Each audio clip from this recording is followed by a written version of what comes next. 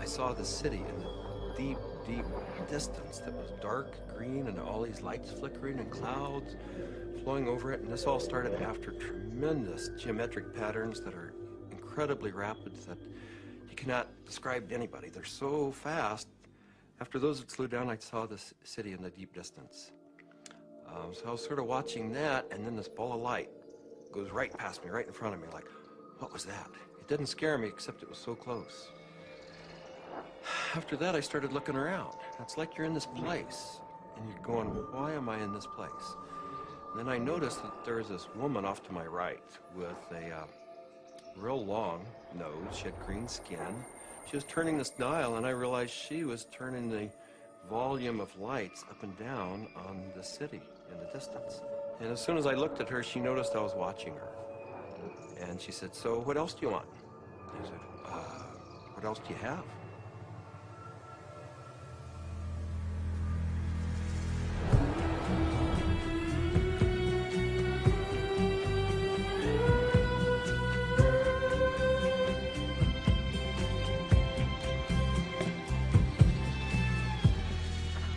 This is the story of DMT, or dimethyltryptamine, a simple compound found throughout nature which has profound effects on human consciousness.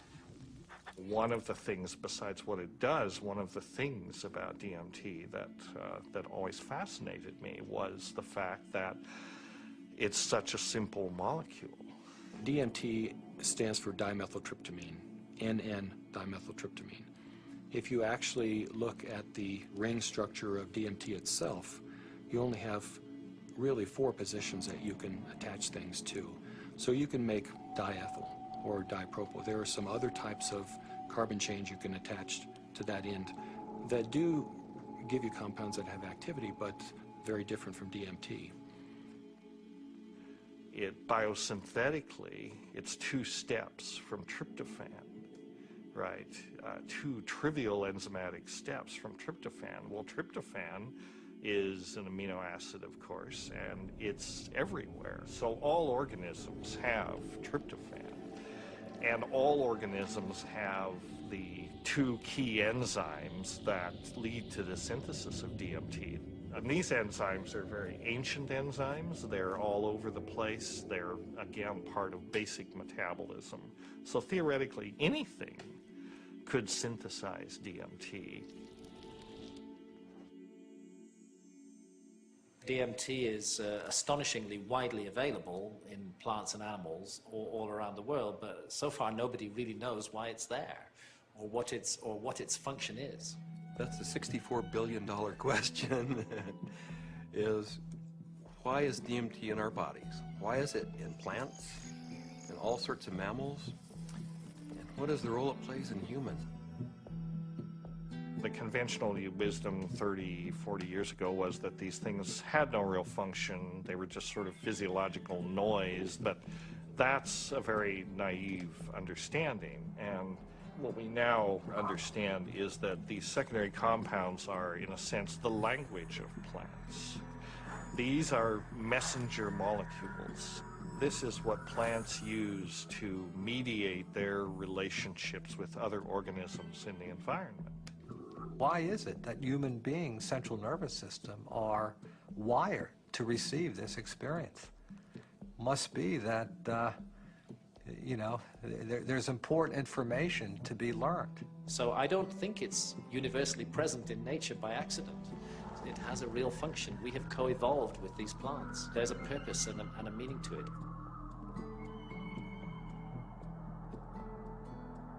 So it really fits in with the notion that DMT may be the common molecular language, resonant language, among all living beings on this planet and maybe others as well. I can't think of a more powerful tool to explore the whole question of what is consciousness.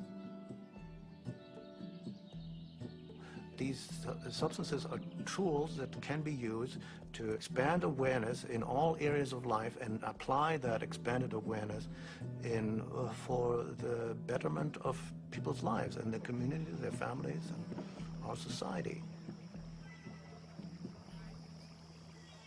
The good news is that there's a growing number of Westerners and actually intellectuals, scientists, artists, movers and shakers, filmmakers, and so on, who realize that this stuff is all too interesting just to go on keeping it swept under the rug.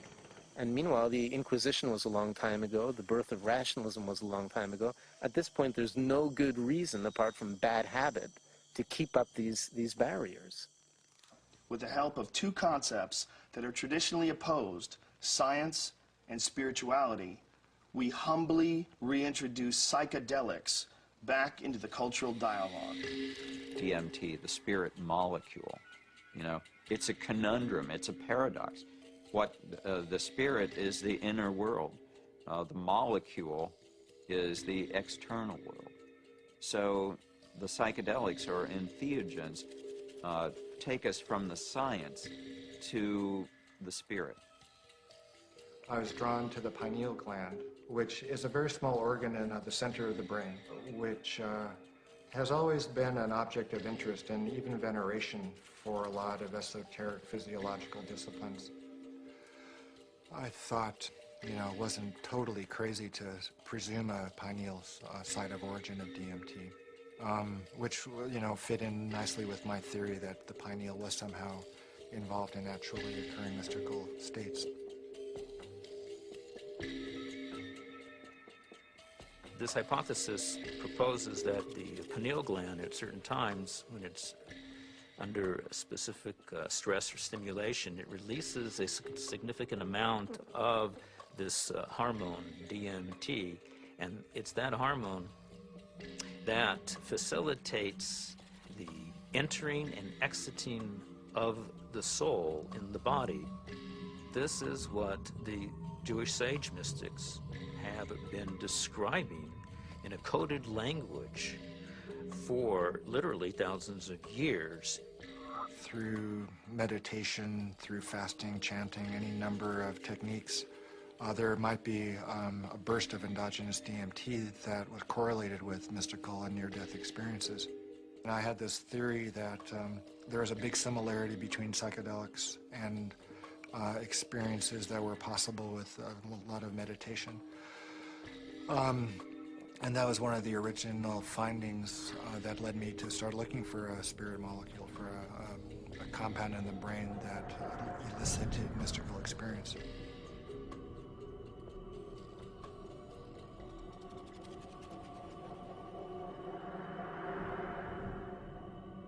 I think there may be a role for DMT in explaining any number of hallucinatory phenomena, you know, that man has experienced, you know, throughout his history. Creativity, imagination, dream states, changes that occur due to isolation, trauma, starvation, all of which produce hallucinatory phenomena. These hallucinatory phenomena are explainable by the presence of compounds known to produce hallucinations. And the only compounds that we know of that are capable of doing this are the class of compounds known as hallucinogens.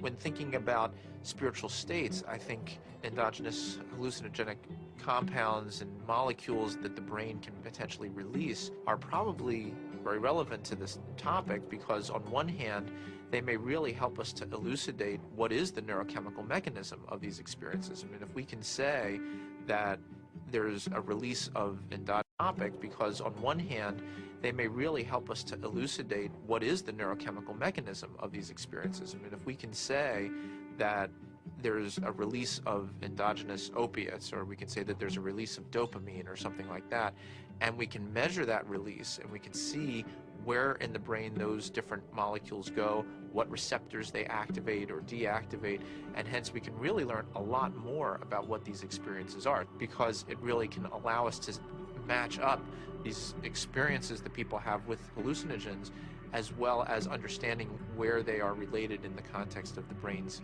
receptors and the different parts of the brain that may or may not become active.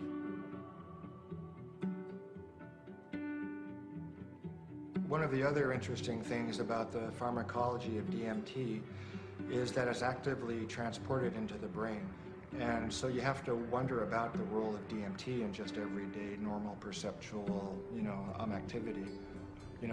Too much DMT and things become very psychedelic, or, not enough, DMT in the brain can make things dull and flat and gray.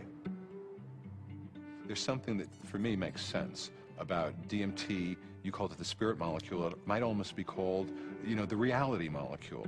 Philosophically, it makes sense that something that would be so fundamental to the way we perceive reality would be imbued out there in reality.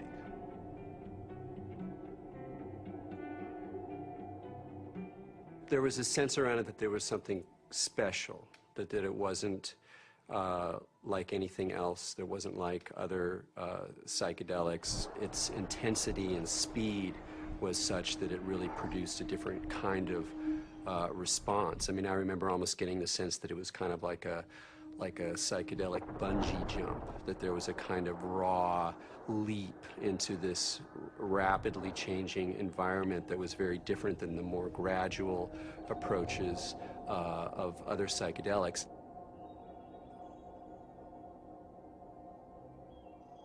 Smoke DMT is sort of like the drive-by shooting of psychedelics. You're in one place, bang, you're in another place, and then bang, you're back down. So it doesn't leave a whole lot of room for that narrative of who am I, what am I doing here, why am I in this space, what am I learning? It's almost like there was too much information to process in that few minute span to integrate once you drop back down. Dimethyltryptamine, when it's administered, has a very rapid onset and a very short duration of action. This is because it's very rapidly broken down by the body so that it can be cleared. DMT is rapidly degraded by an enzyme in the liver called monoamine oxidase, or MAO. That's the reason it's not active when you take it by mouth.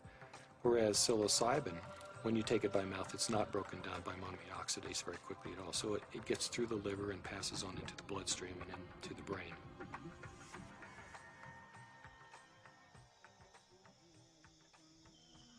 Yeah, I'm very interested in ayahuasca. When I began my studies in the early 1990s, ayahuasca was just starting to make inroads into the West, but it's obviously become a lot more popular in the last 10, 15 years. And the visionary ingredient in ayahuasca is DMT. Through some amazing feat of pre-literate chemistry, the Amazonian natives stumbled upon or combined whatever. I don't know how they did it, but they found that one plant contains DMT and one plant contains an enzyme inhibitor. Combine them, you can drink DMT and it's orally active. So it starts working in a half hour, lasts for 3 or 4 hours. And you can, maneuver a lot more comfortably within that state than you can when you're just smoking it or injecting it. Orally active ayahuasca tends to pick you up and gently carry you into the space and hug you and embrace you and clean you and show you all sorts of mystical visions, and then it very gently brings you back down like you're floating on a feather back to the ground.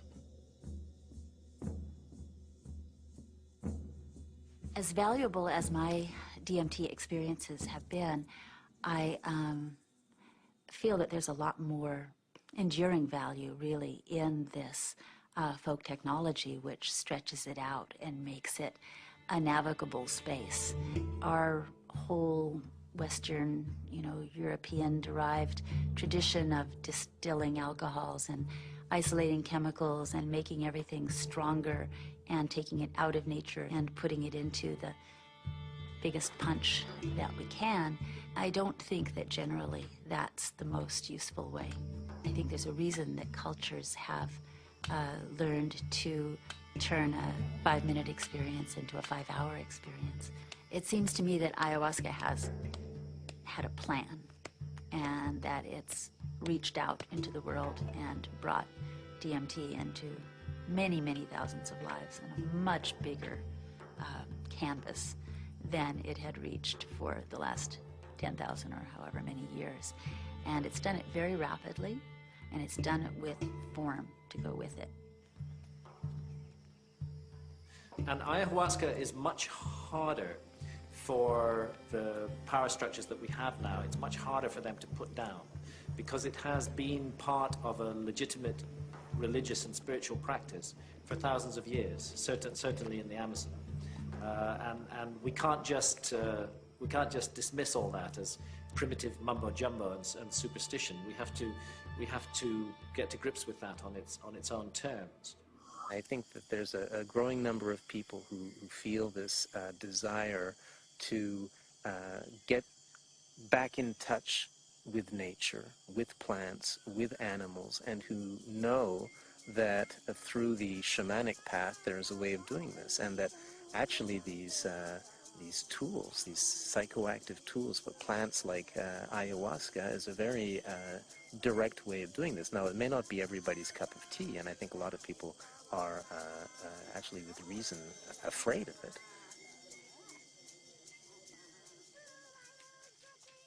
I think like a lot of people in my generation, I first heard about DMT through Terence McKenna. It was a very funny way to become aware of such a powerful and interesting and anthropologically rich topic as a compound like DMT, because it really became more, it was almost more of a concept than something that people were necessarily taking.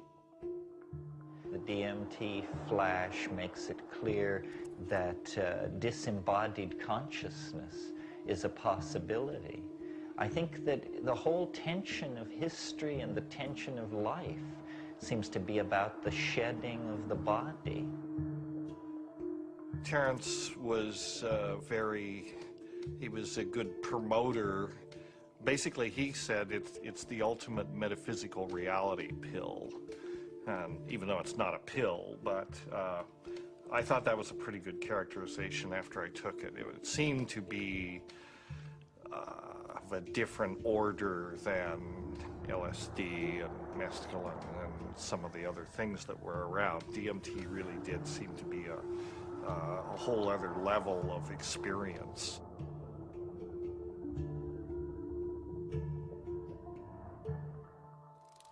I ask that you suspend any opinions, either negative or positive, about these compounds. Whatever you believe their value to be, they continue to have profound effects wherever we find their use, whether it's contemporary Western culture or in the Amazon rainforest. It was in the 50s that the ayahuasca churches started going public. You know, that there was a kind of transition from the indigenous Indians in South America to the mestizo people in the cities, and then these churches, you know, the Santo Daime Church and then the UDV Church a little later, started doing ceremonies that would made the ayahuasca accessible not just to Indians but to urban people in the big cities in Brazil, who are as far from the shamans as we are. In the early 1990s, the UDV established a branch of their church in the United States. In the late 90s, the U.S. Customs Department, along with the DEA, intercepted a shipment of ayahuasca. The church protested the government action. They contended that it violated the Religious Freedom Restoration Act, and the case was heard in the U.S. Supreme Court. And in February 2006, their decision was announced, and it was a unanimous decision on the side of the UDV. Why is it that in the entire Western world, these substances that have been found to be so interesting by hundreds of cultures for thousands of years are prohibited? How did these cultures that consider themselves to be enlightened, democratic, and scientific get to declaring plants illegal? It can seem weird, but there's clearly something deep and revealing about the nature of these societies. Our society values alert, problem-solving consciousness. and it devalues all other states of consciousness. Any kind of consciousness that is not related to the production or consumption of material goods is stigmatized in our society today. Of course, we accept drunkenness. We allow people some brief respite from the material grind. A society that subscribes to that model is a society that is going to condemn states of consciousness that have nothing to do with the alert problem-solving mentality. And if you go back to the 1960s, when there was, a tremendous upsurge of exploration of psychedelics, I would say that the huge backlash that followed that had to do with a fear on the part of the powers that be, that if enough people went into those realms and those experiences, the very fabric of the society we have today would be picked apart, and most importantly, those in power at the top would not be in power at the top anymore.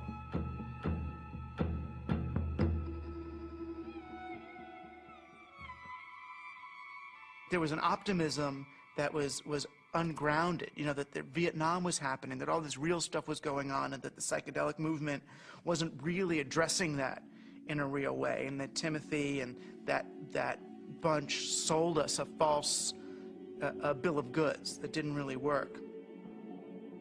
We are now, whether we like it or not, in the psychochemical age. In the future, it's not going to be what book you read.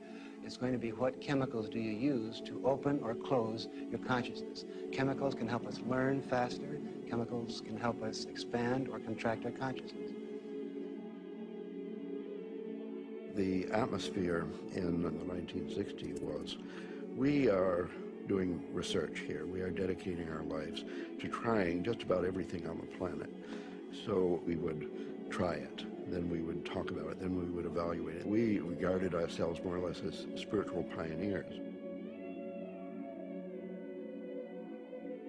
I mean, the way I look at the 60s, you can see it as a kind of failed attempt at a mass cultural voyage of initiation.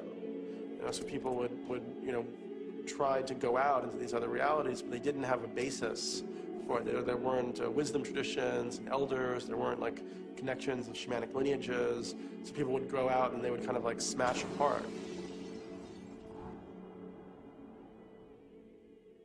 Timothy Leary really so discredited a scientific approach to studying this, because he started off doing interesting research and then got into advocating use in a way that was incredibly threatening. Culturally, we reacted, and politically, it became impossible to do this sort of research. Funding agencies didn't make resources available. Regulatory agencies increased the practical hurdles for initiating this kind of research. And I think people who had interest in research of this type largely were discredited because of their interest in the research. Social, political, scientific issues that came together pushed these drugs out of the scientific marketplace.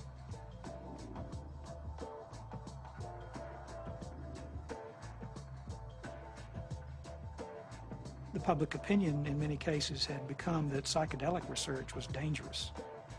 The lay public was uninformed about the true nature of these compounds and what their importance may be in the understanding of perception itself.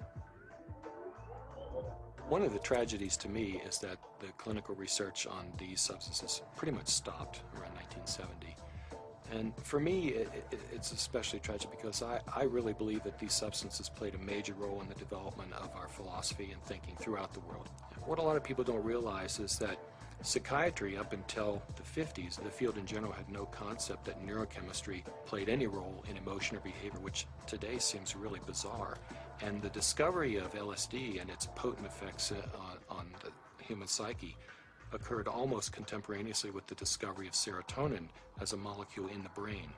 And it was really when people looked at the structure of serotonin and compared it with LSD that they really began to think, maybe neurochemistry plays a role in brain chemistry and behavioral states. If LSD had not been discovered, I doubt we would have had any of the drugs we have, at least not as quickly as we do for treating depression and so forth. Once these drugs became abused and scandalized, psychiatry had to really work hard, to distance themselves from any valid scientifically meritorious relationship with psychedelics. Being a psychiatrist and saying you want to learn or study about psychedelics, it's not that well received. And I made one mention one time and was discouraged from really bringing it up again for actually a number of years. For cultural reasons, the whole class of compounds got pulled off the clinical bench, and no research has gone on for 40 years. So scientifically, I can't imagine a more exciting area to be pursuing. How does one go about studying these plants and compounds? Plants and compounds which produce unimaginable experiences and appear to shed light on some of humanity's greatest mysteries. In order to answer that question, Dr. Strassman conducted the first human psychedelic research in a generation. One of the things that I had established early on was being able to discriminate between studies in the scientific realm and recreational use. But in the early 1980s, I reviewed all of that literature and could pretty well establish that if people were really carefully screened and supervised and then followed up, that the incidence of adverse reactions to LSD and related psychedelic drugs was extremely low. The drug or the compound or the chemical that seemed like the best candidate to sort of reopen the U.S. Front on psychedelic research would be DMT. It was really, it was exciting for me because I thought this is the first study in a generation. And not only that, despite the fact that DMT had been used safely in earlier studies and it was this natural component of the brain, DMT is one of the most profound and potent psychedelics known. So it wasn't just an initiation of clinical research, it was a reinitiation of clinical research with an extremely potent drug. I was of the strong opinion that you could do these studies, and Rick agreed. So we had a number of discussions, and at some point the discussion came up, Dave, what if I do all this paperwork and spend all this time and get to the end of things and I'm ready to go and I can't get the DMT? And that was a real possibility because DMT, clinical grade DMT, wasn't a chemical you just buy off the shelf somewhere. And I told Rick, if you get to that point and no one will make it, then I'll do it. And ultimately Rick got to that point and I made it. The design of the study was fairly straightforward. Give people DMT and measure as many variables as possible. I had to sort of anticipate a lot of objections that would come my way from the regulatory agencies that oversee this kind of research. So at that point began a 2-year process of dealing with not that many regulatory agencies, but fairly monolithic ones. One sort of a sidelight of the protocol was the involvement of a psychiatrist from UCLA named Daniel Friedman. He was kind of one of the grand old men of American psychiatry. And actually he was one of the people who in the 50s and 60s got their start with psychedelic research. And the main thing that Danny Friedman told us was, don't even get close to psychotherapy. Forget about treating mental illness or alcoholism or anything. Forget that. That's where all the hysteria is. That's where all the fears get up. You're a scientist, Rick. Approach it as a scientist. Do basic, simple measurements. Look at heart rate, cardiovascular parameters. You won't get in trouble doing that. You can get it funded, and it's solid science. Rick did what he said, but then he still was able to get these, accounts of what happened. And that wasn't in the plan. That wasn't really what was proposed in the studies that were funded, and that wasn't what Danny talked about. But those were the spin-off that really made it interesting. Rick Strassman was advertising in some magazine somewhere about wanting volunteers for a particular study in a psychotropic, and I didn't really know I didn't know DMT from STP at that time. And I remember reading that and I'm thinking, oh my God, this is bad. I better get involved in this and make sure that somebody doesn't get hurt, and that at least there'll be some sensitivity towards what this stuff is really about. I met Rick's research nurse at a party, and she heard me talking about that I had used peyote ceremonially, and she took me aside and said, there's something that you might be interested in. We're looking for subjects, volunteer subjects, for some unusual research. I was a little concerned that the study participants might be a little obnoxious. Maybe that's not the right word, but you know, people that were just seeking to do a lot of drugs, and they were very professional people.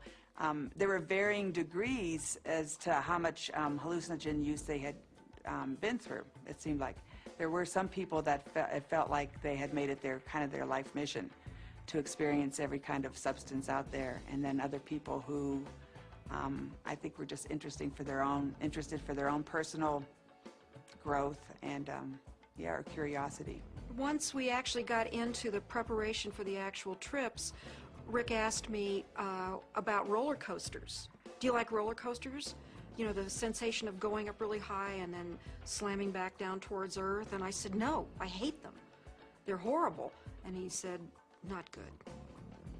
I just wanted to go with the experience, learn as much as I could, absorb as much as I could, and be humble to it. The idea of legally sanctioned psychedelics was just very compelling. Plus, you're in a hospital, so should you get that uncomfortable experience that you're dying, you're with doctors in a very safe environment from that point of view.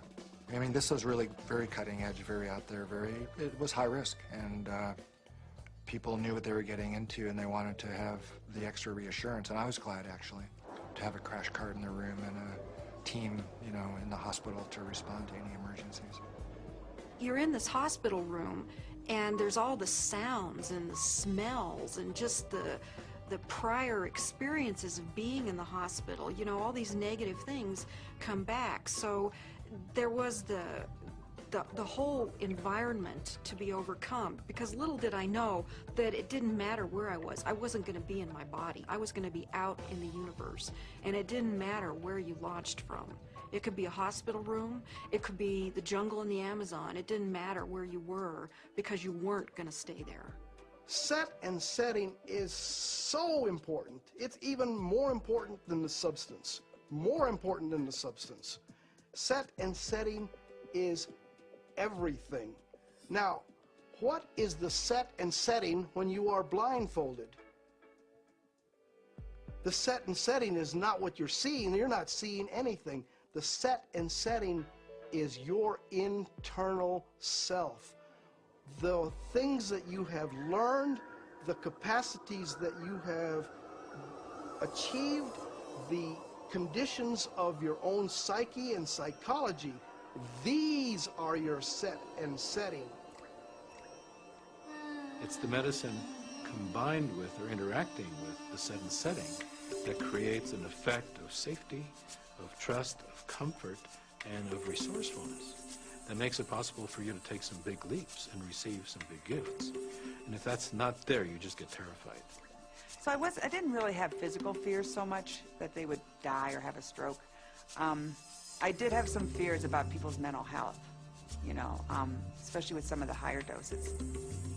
We gave one gentleman who had a lot of experience with the drug one dose, and he didn't think it took him far enough. So then we gave him a higher dose, and he was gone. He was really gone. It reminded me of something from The Exorcist. I mean, he just boom, sat bolt up in the bed, and his eyes opened up, and they were completely dilated and black. And I almost thought he was going to turn his head completely around. And I remember looking at Rick, and Rick looked at me, and I thought, oh my God, he's gone. I hope he comes back. And he did. The countdown was like, you know, counting down for preparing for your death, like waiting to surrender. And you'd feel the coldness, and the coldness just going through your veins, and it's really indescribable. It's hard to, you know, it's like ice going through your veins. And the next thing that would happen, besides my racing heart, is this burning sensation would happen on the back of my neck. I mean, this was reliable. This is like clockwork. This happened every time that you shot me up with DMT. And then there'd be a hum. and the hum would get louder and louder, and to the point where it broke apart everything that I was or knew. It was just this, it just got louder and louder until you just had to surrender to the sound. And then you were there. I would get a warm, full feeling, a golden feeling in my chest before it went to my head.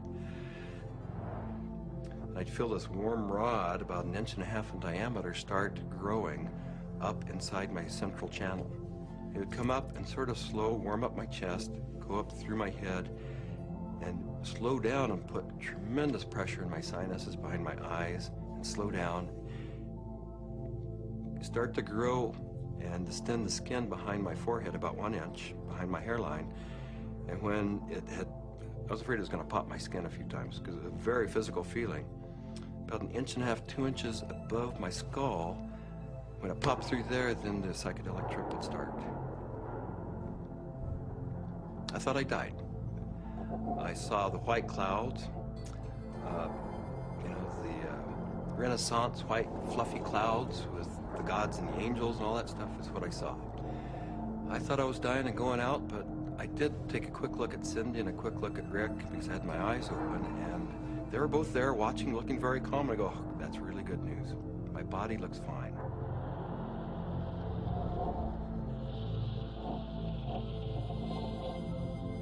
So I didn't know whether it was my birth I was re-experiencing, my death which was yet to come, because I know that time crumbles. The linearity of time is totally meaningless in these states. You are at the Godhead, the point where all time folds in on itself. More and more layers of my humanity start peeling off. Finally, the last, you know, almost the last layer, and I can't even describe what it is, but you have at some reaches way in there, there is like the last layer of that which defines you as a human being, and it goes click. You are no longer a human being. In fact, you're no longer anything you can identify. There was no concept of time. It was so disorienting. I was so terrified. I have never in my entire life been so terrified to be blasted out of my body, to leave my body behind, to be going at warp speed backwards through my own DNA, out the other end, into the universe. And so I went right into this white light. As soon as I went into it, I lost any sense of being different, any sense of what I was doing, past, any sense of future. It was absolutely blissful and euphoric, and I just felt like it wasn't I. I was everything. I was the light. There was no sense of separation, no shadows, no differences, no past, no future. It was all present and white to yellow light. Then I felt myself falling out of this light, and as I fell out of it, I could feel the light was like a glow, like the sun with flames coming out and lapping out, and I could already start to feel this tremendous separation. I reached across, and it was suddenly I'm in the universe, in this huge void, with these beings on the other side, and I put out my hands, and this incredible rainbow of pink light went between me and these entities. And I was trying to make it be like a white light, but it was this incredible pink light, this energy of love that this capacity of love that we as human beings have, that I was trying to just send to them. This meteor-like trip through the infinite space of the interior consciousness is up pops the picture puzzle pattern door. And I'm now whizzing through this sucker like if it was nothing. It just, I'm flying through it. But now I know what the picture puzzle pattern door is. The picture puzzle pattern door is the farthest reaches of your humanity. This is the doorway into what defines you as a human being. When you go past that, You stop being human to a degree, and the further you get past this point, the further away you go from being a human being. But right here, this picture puzzle pattern door is everything. It's everything. It's what defines you as a human being. This picture puzzle pattern door is you. This is like the actual core of where all of reality is emanating from. This is where meaning comes from. Symbols were pouring out. They were intertwined. Every symbol and letter and in every language was pouring out of this point.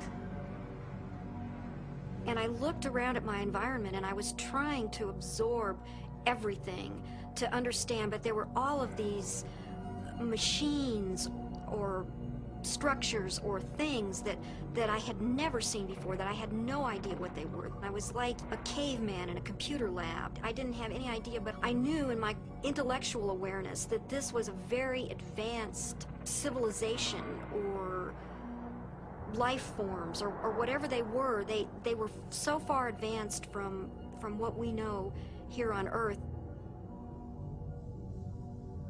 There's one state of, I call it the hobby horses, and they're interlocking, reticulating, vibrating hobby horses, and I use that's what they seem like to me. They interlock, and they form a visual pattern that seems infinite and scape.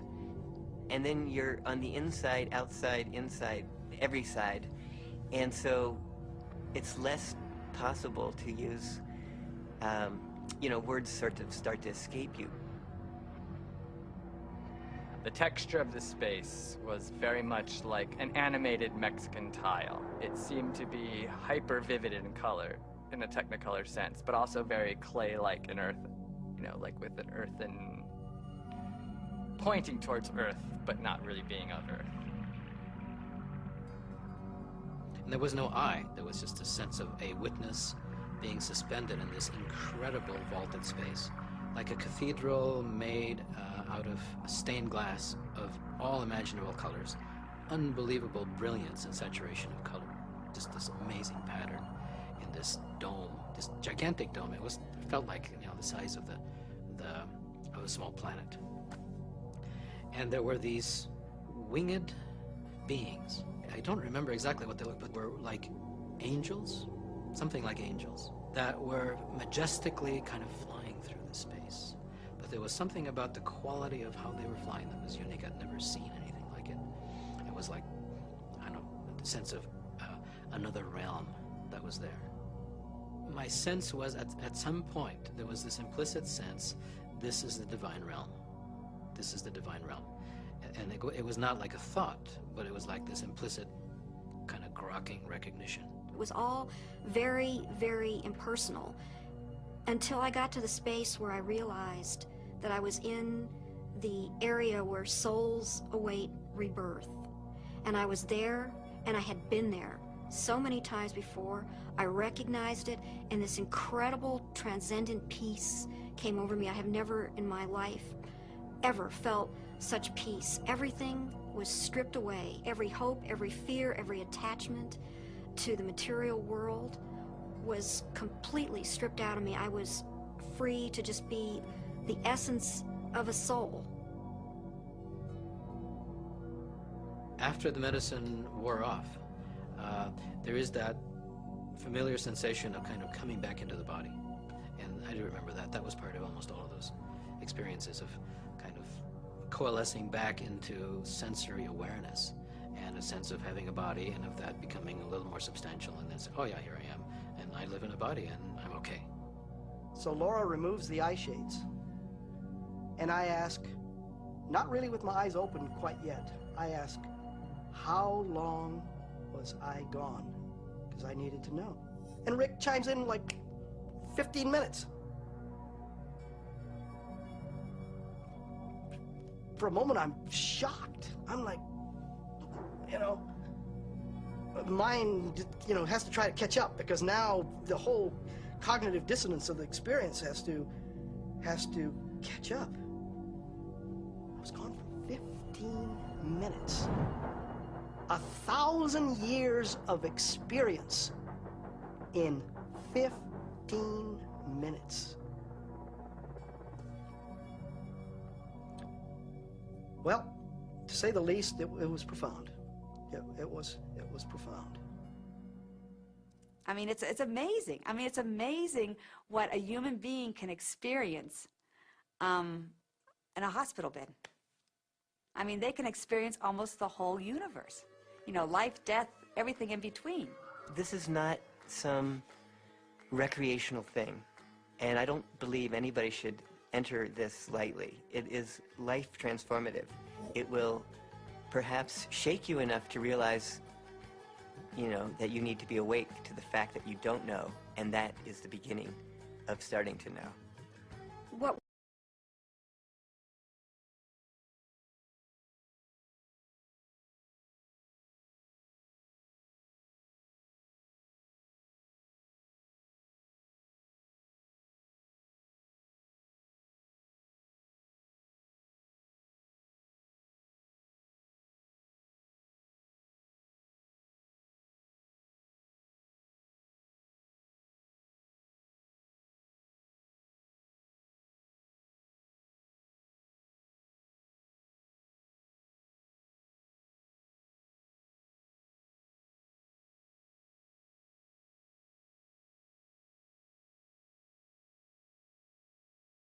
what we see here is such a tiny part of what is real.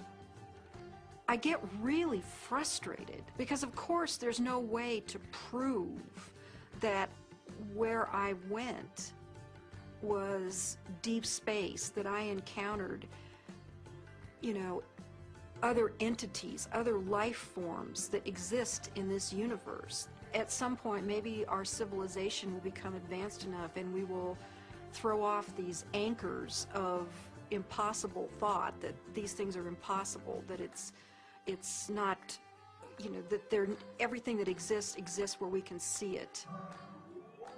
I wrapped up the studies in '95 and really just had to take a break for a couple of years. I was aware of a growing sense of discomfort with what I was doing because I just couldn't explain it. And it seemed to me if I couldn't model and explain what was going on that I was doing and just, you know, bringing people to the edge of these kinds of experiences, it seemed like I ought to. That it was a little irresponsible to be sort of pushing people off the cliff like that without really knowing exactly what it was and accepting and understanding and feeling comfortable with that model. And, you know, I think what began dawning on me after a while once I stopped the study was that I was really dealing with a spiritual phenomenon. What do these experiences say about the nature of reality, the nature of our minds, or the function of our brain that we can so quickly shift into these alternate realities? Let's take a step back and consider how these experiences inform us about ourselves, our consciousness, and the symbiosis of the two. It started seeming to me that what was happening with DMT, particularly with respect to some of these reports of entering parallel or alternate or freestanding parallel sorts of realms of existence, is that indeed was what their consciousness was doing. The chemistry of their brain, which is the organ of consciousness, was being changed by DMT in such a way that they could then receive information that we weren't able to receive normally. Yes, there's the experiences from DMT and ayahuasca, and they have their function.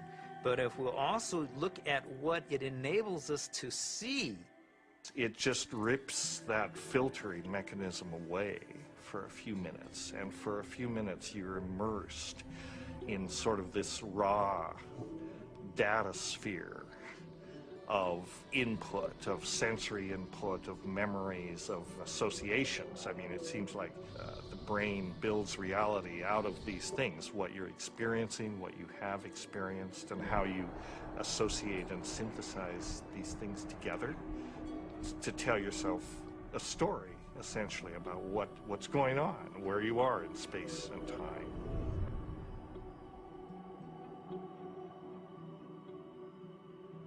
It's the brain that helps us to process all this information and to create for us a rendition of what our world is all about. But we're trapped within that brain.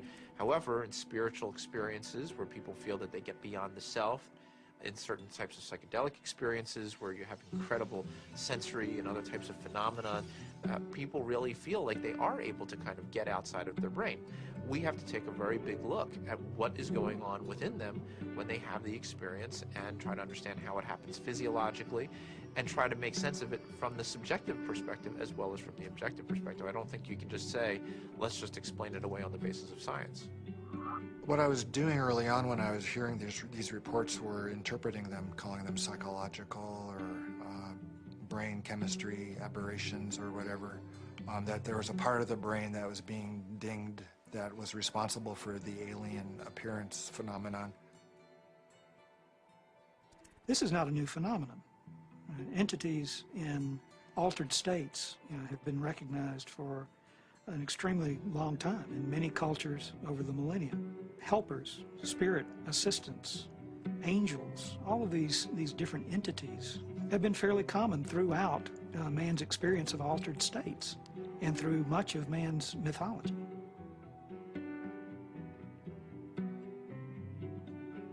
I don't think it's out of the realm of possibility that people are in some way interacting with some sort of an intelligence or sentient being or something that exists at some level that's not in this three-dimensional physical plane.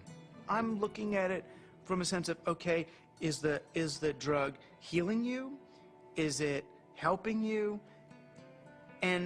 Or is it giving you the tools? What are you bringing back? What you bring back, I think, has to be something more than there are these entities out there. The best psychedelic explorers are people who realize that even the truths they see on a trip are not truths, but new models, new what-ifs, alternative frames. Unless there is a map and a clear methodology, then one will just have a variety of different experiences. All these various experiences that have been reported, from NDEs, near-death experiences, alien abductions, alien encounters, sexual ecstasy, I believe all of these experiences, in fact, are fractals. If we understand the concept of fractal geometry, no matter how small it is, it contains everything that is in the larger picture. And thus, that validates profoundly all these various experiences. Discount the phenomenon as hallucinatory or imaginary. I think it's maybe more useful to look at a mechanism of action. You know, if it is real, then perhaps how does it work? Look, there's extraordinarily regular phenomena that come up with these things that are clearly linked in many ways to these larger human issues around mysticism or religious experience or encounters with other entities. And here we have it. And if you can't go in there and really go in there and account for this material inside your neuroscientific framework, you're leaving a huge gap. You got to account for this stuff the way you got to account for dreams, the way you got to account for all sorts of psychoactive responses. Using DMT as an explanatory model, as kind of the mediator between our consciousness and the consciousness of a non-corporeal sort of reality, you know, it's handy. With DMT, there are no words. I would try to wrap mathematical vocabulary around the experience afterwards. I specialized in the metaphor of vibration and how vibrations in fluids created form in fluid, and that would be the key to the relationship between the spiritual realm and the ordinary realm. This was the window that was opened by DMT. Using psychedelic drugs or other types of pharmacological substances can help to induce a state where people feel that they touch a deeper sense of reality, where they understand reality on a more fundamental level, and they gain a great deal of insight and knowledge into the ways in which the world works and how they are, as a human being, supposed to relate to that world. DMT is somehow, it seems to me in my experience, more of a breakthrough than LSD, mushrooms, peyote, and so on. It's instructive. It's more supportive of future evolution and the creation of the future. And it is, in itself, more of a mystery. How could this little stuff produce something that has intelligence, you know, that is actually a doorway to another reality? So what is the nature of reality, and what is the nature of how we as human beings experience it? Can we understand it better? Are we capable of understanding reality on some very fundamental levels? And what do we need to do in order to prepare for that? You know, there are parallel universes, it seems, at least that's a theory in modern physics. There is dark matter, which is a huge amount of the matter of the universe, maybe 95% or more. As radical an idea, it's just a logical extension in some ways of, instead of using a machine to see more than we normally can see, we're using the brain. There are fields which are undiscovered so far, which have nothing to do with anything that is discovered so far. The gravitational field, you know, was unknown before the year 1604.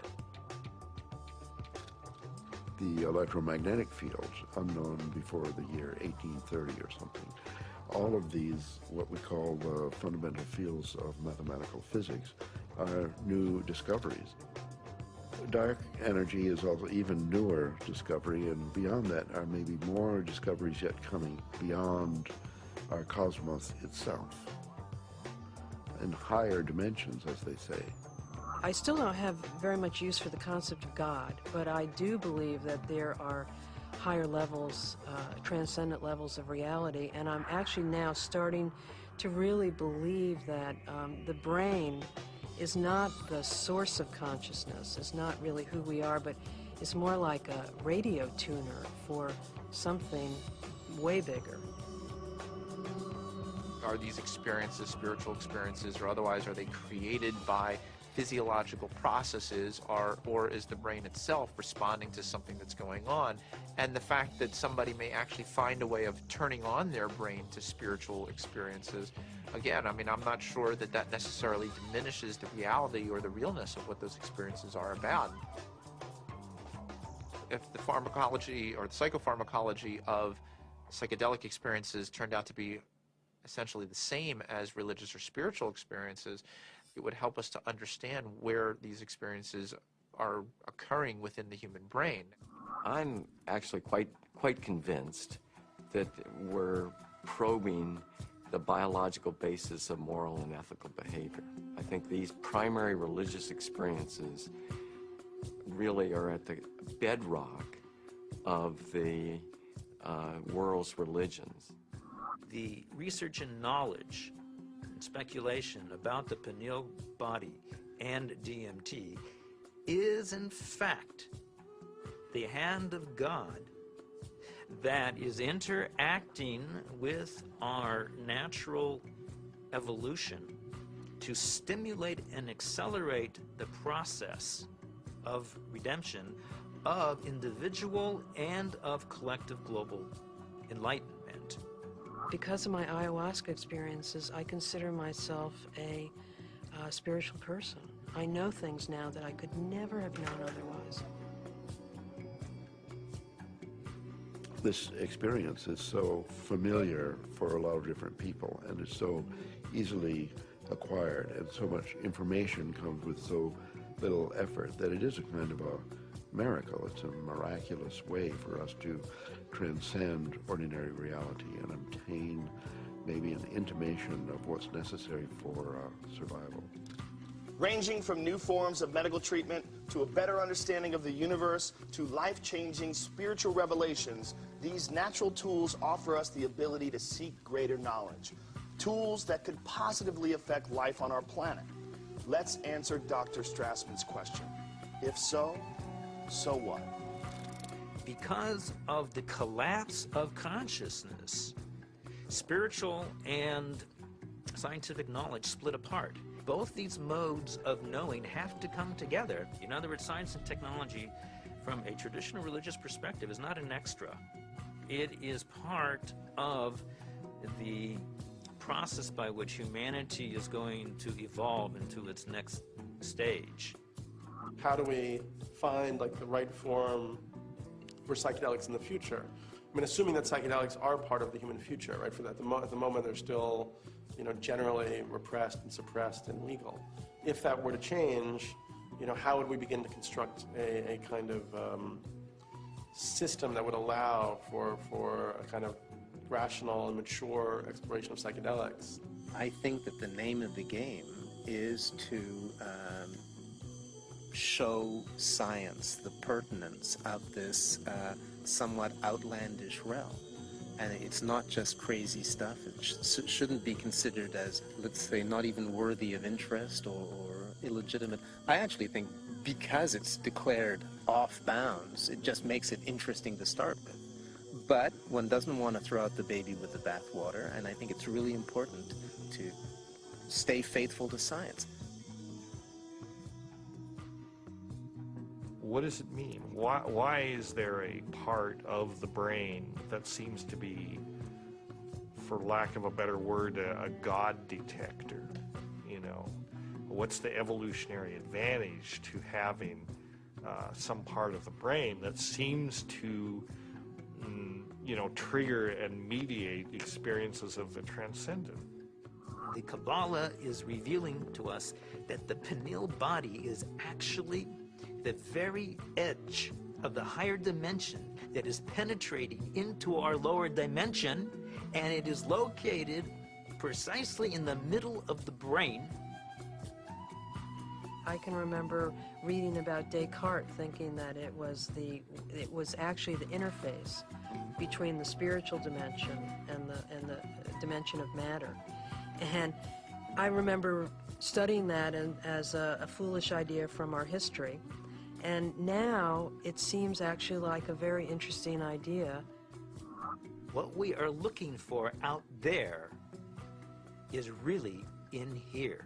It is the doorway. It is the gate. So we focus on the transformative effect of the psychedelics. But it's also true that the reverse is true, that it requires transformation in order to embrace psychedelics. It's one of the tricky paradoxes of postmodernism that psychedelics both require and produce a transformative effect. We have severed our connection to spirit. That's what our society has done. It has sought to persuade us that the material realm is the only realm, and the only way we're going to recover is to reconnect with spirit. And I truly believe we need the help of the plants in order to do that. Part of our work is to respect these medicines and then to change the culture enough that people doing them can be respected and held, and not everybody needs to do them, not everybody should or wants to, but that it isn't pushed to the side. And so part of that does involve then research, because that's how in our reductionist society we validate things.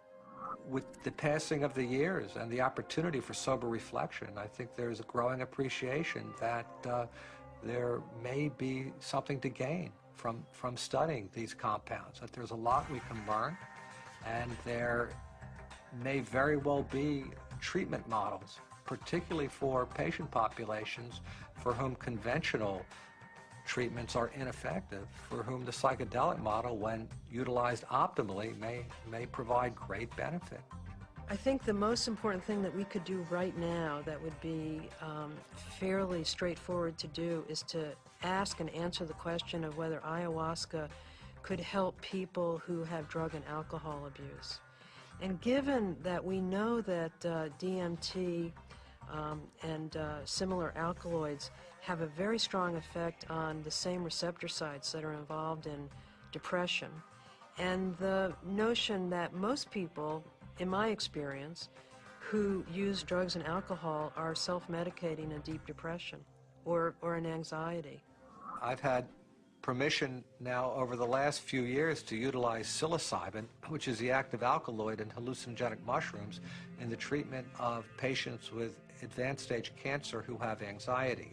We're treating the anxiety, not to cancer. Now, psilocybin is 4-phosphoryloxy N-dimethyltryptamine. So obviously, from a chemical structure point of view, very similar to DMT.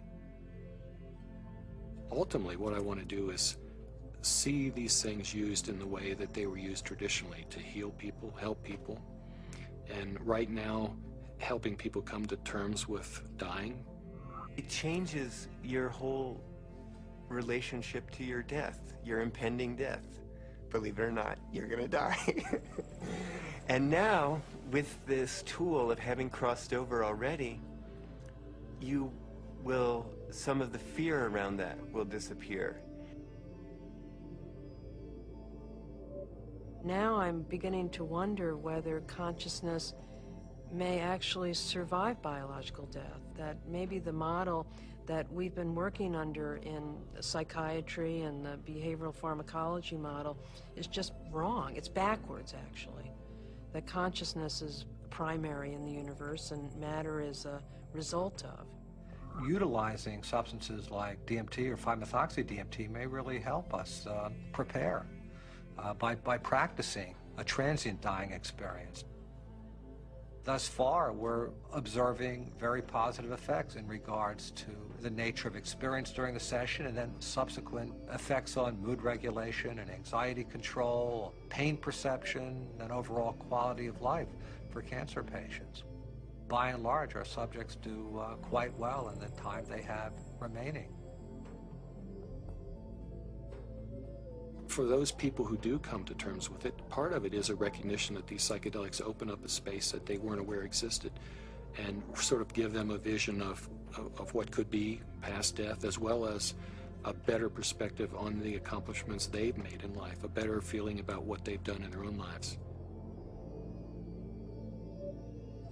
But I think all people who have psychedelic trips and meditations and so on are poking more or less into the same higher realm and receiving some information from there. If we can develop this could be absorbed into ordinary science that we could approach with the scientific method and so on, then our intelligence, our capability of survival on planet Earth would be increased.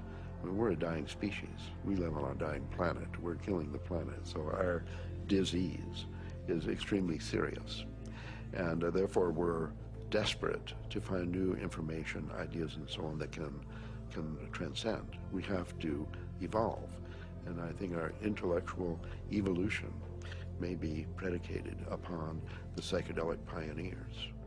It's so easy to change the world.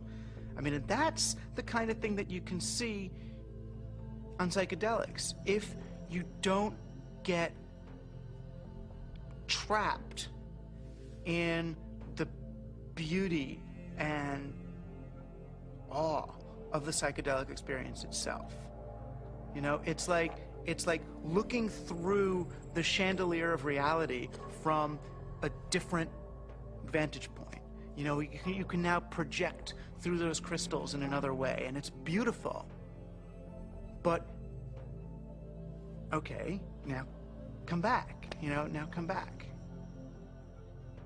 I think if I ever were to resume giving people psychedelics, particularly DMT, it wouldn't be just to kind of tinker with brain chemistry and just see what's happening. I think one of the things I also learned in the research is that you just don't want to give drugs and see what happens. That's a little, I don't know if callous is the word, but that's the first word that comes to mind. I think if you're really going to open people up like that, you need to do it for a purpose, not just for scientific curiosity. And I'd like to be helpful rather than just sort of smart or clever. To my mind, is this kind of two-edged sword of simultaneously opening up to the numinous world, to the world of messages, the world of spirits, the world of entities, and at the same time rigorously taking that material into the acid bath of neurology, into sociology, into the ongoing construction of reality. And that the wisdom that these things bring is this kind of very tricky mixture of authentic religious experience with gods and messages and clear signs, and a sort of remarkable mirror of the mind. The curiosity, perhaps the uniqueness of the human creature, is that we live in both realms. We have the ability for spiritual experience, and we have the ability for physical experience. The agenda of the spirit world, if there is an agenda, is to allow us to experience our full potential and to deliver our full potential. And maybe the choices that we are making right now as a civilization and a society rebound far beyond ourselves. And, I think DMT is a forcible reminder that there's a lot more about reality, the universe, ourselves, the biosphere, whatever, that there's a lot more to it than we imagine.